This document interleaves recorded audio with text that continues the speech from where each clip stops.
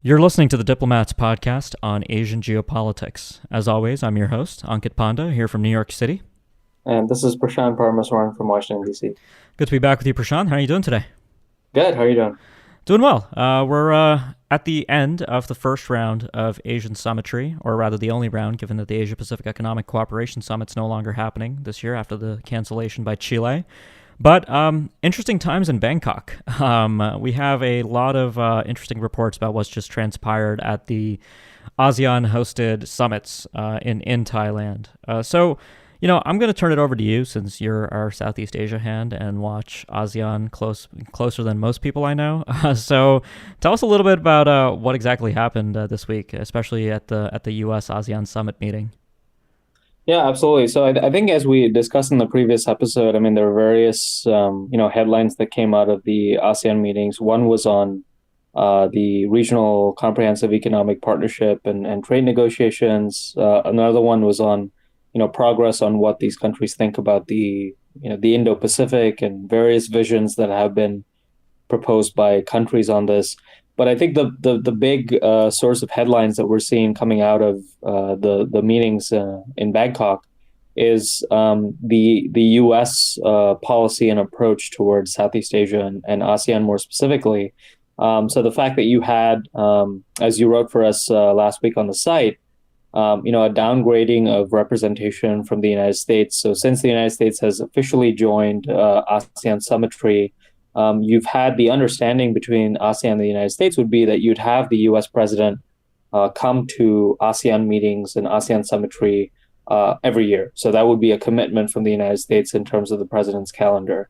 That's something which under President Obama, we saw the U.S. Fulfill, except in one instance. But under the Trump administration, that attendance record has been a source of concern. We saw Vice President Pence have to attend instead of President Trump last year, and then this year we had an acceleration of this trend where you had a series of sort of initial uncertainty about who would be attending, and then you saw Trump's national security advisor Robert O'Brien and other U.S. officials attend, and that was a source of concern because that would be effectively the first time in which you've had a non-cabinet U.S. official attend ASEAN meetings. So it would constitute a further downgrading of U.S. presence in ASEAN Summitry. And so in response, you had ASEAN countries, partly in recognition of diplomatic protocol, send instead of their leaders, foreign ministers in most cases with respect to Southeast Asia. And you had the United States react in kind by saying they were very disappointed in terms of the level of ASEAN engagement. I do want to stress, I mean, this is really quite unprecedented. So even though it's been stated in the media accounts that this is something that adheres to diplomatic protocol, traditionally when U.S. leaders go to Southeast Asia or attend regional meetings, Southeast Asian nations usually send their highest level representatives, if not their leaders, because it is the United States, and the United States is a significant power in the Indo-Pacific.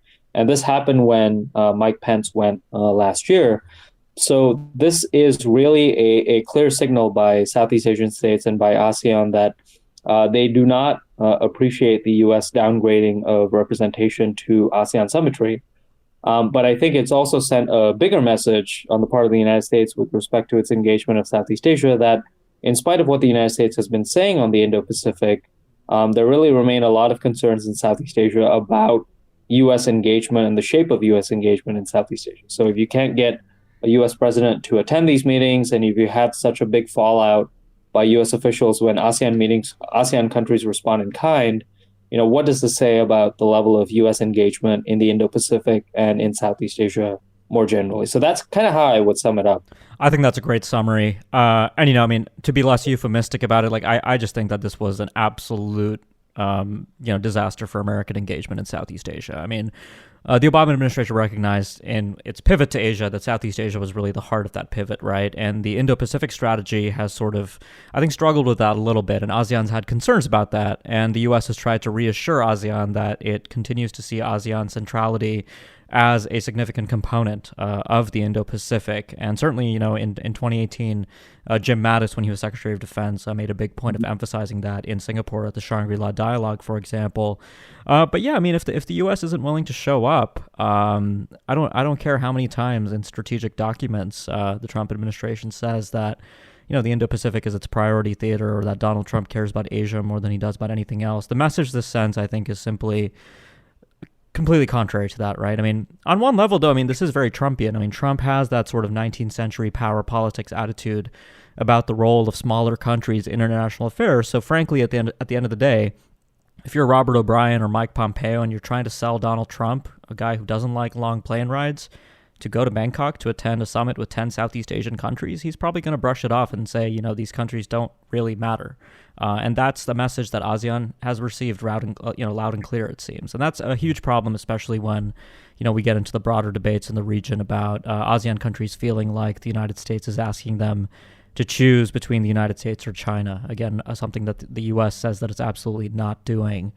So it's just, I think, complete malpractice on a strategic level here. And, I mean, we have some reports too. Kyoto News, at least, is citing an anonymous U.S. source, basically pointing to the idea that the U.S. views the snub of Robert O'Brien by ASEAN leaders as an attempt to embarrass the president of the United States, and that the official suggests that this will have negative repercussions on the U.S. relationship with ASEAN. So that there again, I think, is a complete misread of the situation. ASEAN, instead of showing a degree of understanding for why ASEAN reacted as it did, the U.S. is simply doubling down. So things here, I think, aren't looking too good. I mean, the Trump administration is trying to do a bit of damage control by now inviting the leaders of ASEAN to come to the United States for a second special leaders summit to follow on the 2016 Sunnyland summit with President Obama. But yeah, I'm not sure. If you don't bother showing up in Southeast Asia, then it's going to be a tough sell to get 10 Southeast Asian leaders to come and show up for a special leaders summit. Do you think that's really going to go anywhere? Yeah, I mean, I think that's the big question, right? So under President Obama, when the idea of a US-ASEAN special summit was held, it was essentially to commemorate the fact that under the Obama administration, Southeast Asia had really got a very prominent place, and that it was under the Obama administration that the United States actually joined all these Southeast Asian meetings. President Obama was personally committed to multilateralism. So many leaders from Southeast Asia were able to make the trip here. And that was really a sort of unprecedented level of engagement by the United States. But as you mentioned, I mean, if Southeast Asian countries are not seeing a lot of that commensurate engagement from the United States, that might lessen their willingness to attend this kind of special meeting. But I think the bigger point is, these implications and kind of actions by the Trump administration in terms of, not attending particular summits, they do, it's important to stress to listeners. I mean, in addition to the optics of this, the fact that it doesn't look good, it may signal something, it also undermines the real work of diplomacy that the United States is advancing in Southeast Asia, right? So, I wrote, for example, about the State Department update that they had issued on the Indo-Pacific and all these various inroads that the United States had made with Southeast Asian countries. But as I noted in the piece, the release of these documents officially are undermined by the level of diplomatic representation that the United States is sending to these meetings. So the optics are inherently tied to substance, and that is going to apply with any special ASEAN-US summit that the United States is planning as well. So irrespective of how well it goes, any media report that comes out, the headlines, the conversations among experts will cannot help but emphasize the fact that all this is occurring, in the face of lower level representation by the United States in ASEAN summitry, and the extent of the Trump administration and President Trump's own personal engagement with multilateralism is in question. And so this is something which not only matters in terms of optics, but it's important to stress it also affects the substance of U.S. policy as well. Yeah, so, let me ask you, you're in D.C., you talk to people, and I'm wondering, why you think this was allowed to happen within the U.S. bureaucracy. I mean, we can talk about the fact that the executive branch is certainly behaving in a non-unitary way, and there's no real interagency process anymore, at least in the traditional sense.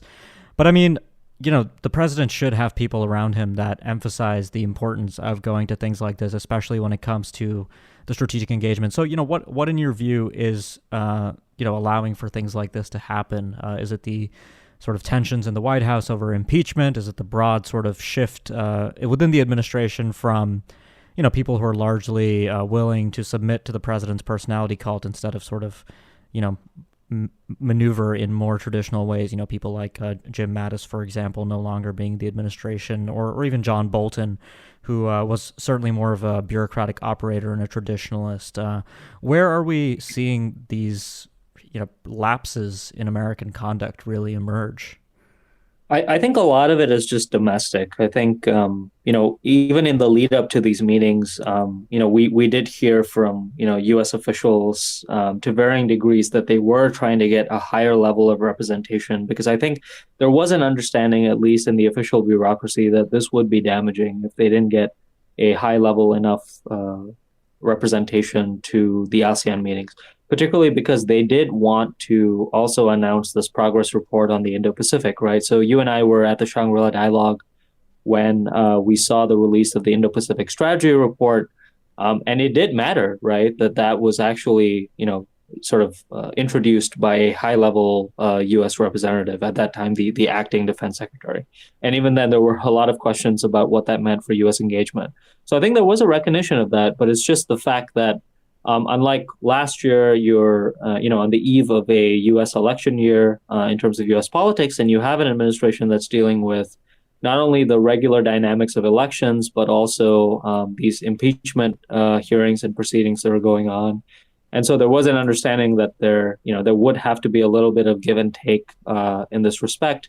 I don't think, to be honest, that there was an adequate appreciation of what the actual fallout might be. And I still don't think, I think there is a sort of hope by the United States and the U.S. administration that this U.S. ASEAN special summit and these other notions of, making inroads in the Indo-Pacific more generally might be appreciated in Southeast Asia. And they would be willing to say, okay, this administration has some other unorthodox tendencies, but we are seeing some of these inroads.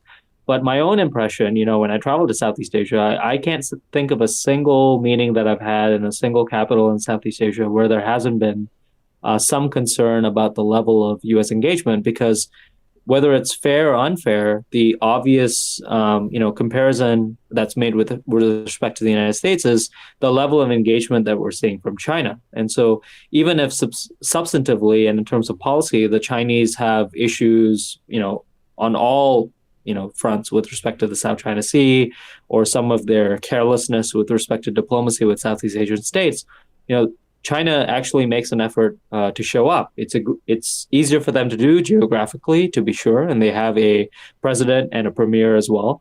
But nonetheless, I mean, this is something that's seen as being a very easy thing for the United States to do in terms of Southeast Asian states, whether the United States recognizes it or not.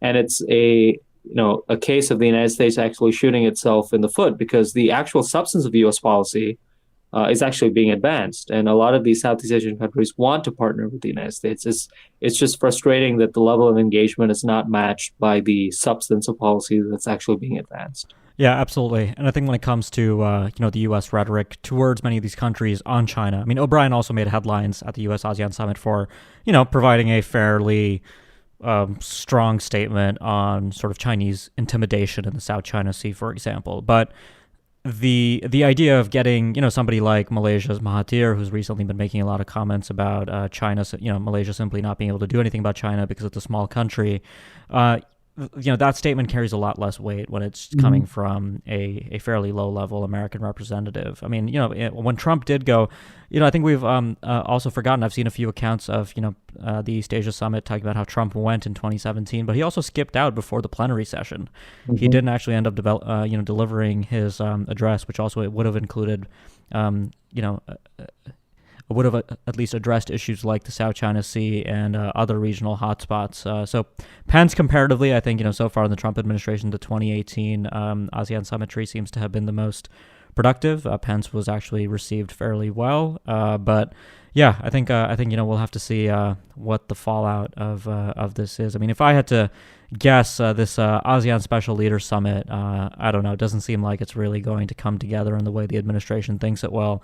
But what's more concerning is that if we continue to see more reports of anonymous ASEAN diplomats and anonymous American diplomats swiping at each other over what just happened in Bangkok, that I think could lead to a place where the U.S.-ASEAN relationship, at least at the institutional level, between the 10-country grouping and Washington, that relationship could, I think, maybe end up in a different place. And of course, next year's summits are going to take place right as the United States is going to the polls. So I think that basically might close the chapter on the Trump era if the president does not win re-election.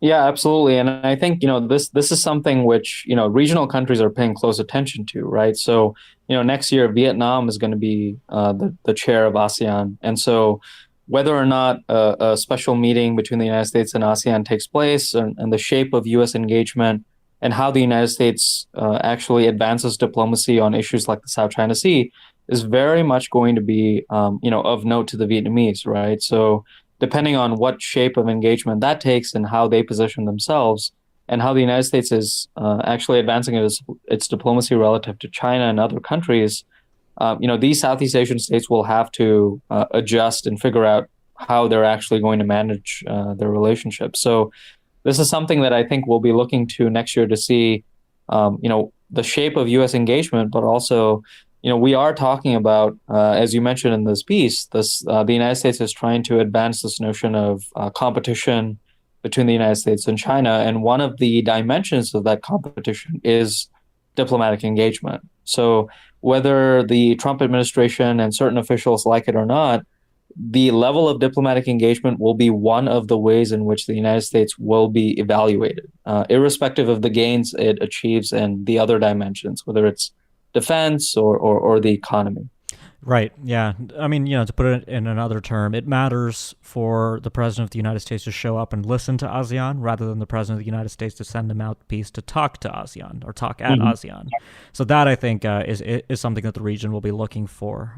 So yeah, I mean, I think this was a pretty big blunder, and I think we'll probably be coming back to talk about the 2019 US-ASEAN summit in the future if US-ASEAN relations do remain in a little bit of a difficult position as a result of this. Anyways, Prashant, I think we'll close it there for now. Thanks a lot for joining me.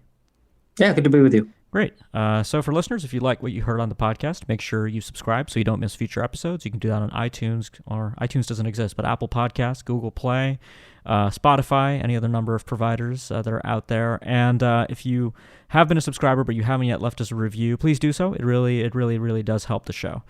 And before we close out, just a note from our sponsor. This episode of the Asia Geopolitics Podcast is brought to you by Diplomat Risk Intelligence, or DRI. DRI is the consulting and analysis division of The Diplomat, the Asia-Pacific's leading current affairs magazine. Since its launch in 2002, The Diplomat has been dedicated to quality analysis and commentary on events and trends in Asia and around the world, and is now one of the most respected publications covering the region. DRI inherits this approach and offers clients in the private, public, and nonprofit sectors worldwide access to an exclusive network of subject matter experts and analysts. Whatever your needs in the wider Asia-Pacific region, DRI can offer the knowledge and expertise necessary to anticipate and manage geopolitical and geoeconomic risk. For more information, please visit dri.thediplomat.com. That's all for now. Thanks a lot for listening, and we'll be back soon with more.